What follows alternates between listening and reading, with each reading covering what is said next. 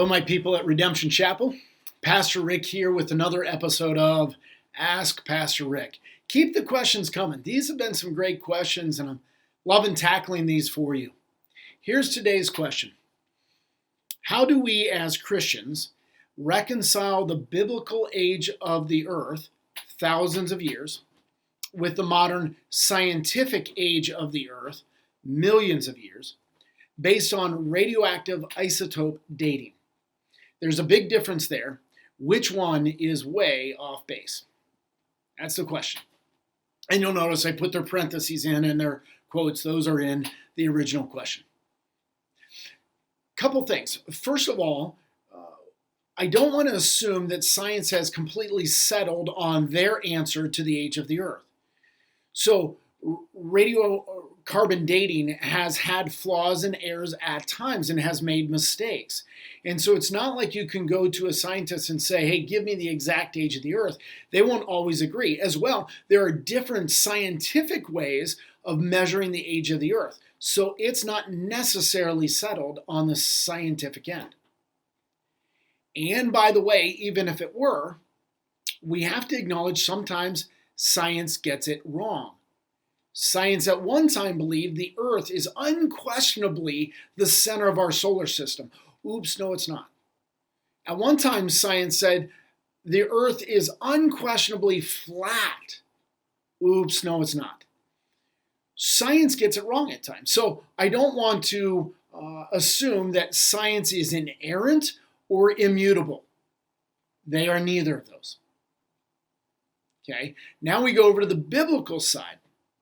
We have a similar problem over there, at least in the sense that there is no passage in the Bible, there's no verse you can go to that says the earth is X number of years old. That's just not in there. What people assume, like the question said, reconcile the biblical age of the earth thousands of years old. It never says that.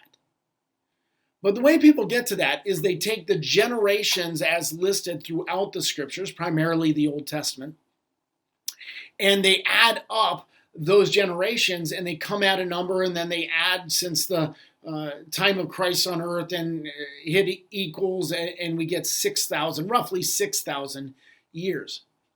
But the Bible nowhere says that the earth is 6,000 years old. So there's some cautions on either side of that. Now, the question, I think, is also getting into, okay, yeah, but what do you do with Genesis? So when you go into Genesis, the first book in your Old Testament, by the way, know this, Genesis is not and never was intended to be a scientific textbook. I mean, you just need to know that. It's not like some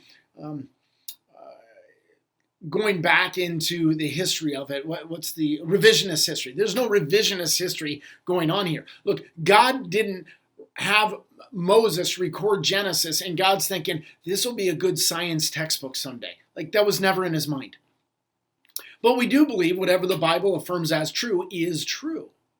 So, when we look at Genesis chapter 1, verse 1, here's the first two verses. It says, in the beginning, God created the heavens and the earth, period. The earth was without form and void, and darkness was over the face of the deep, and the Spirit of God was hovering over the face of the waters. And then in verse 3, it starts the 6 days of creation.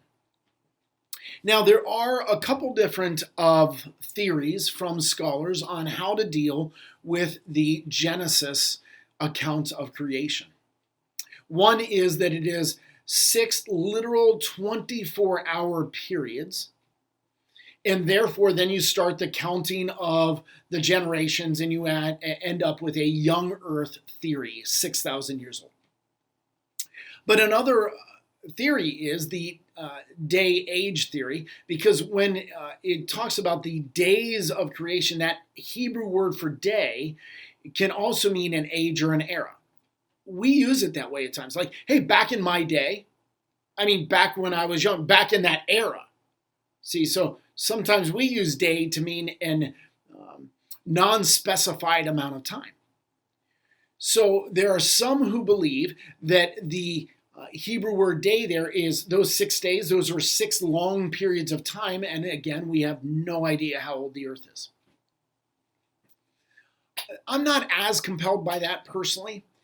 But there is another theory, and it says the idea is that after Genesis 1 and 2, there was a gap of some time in there.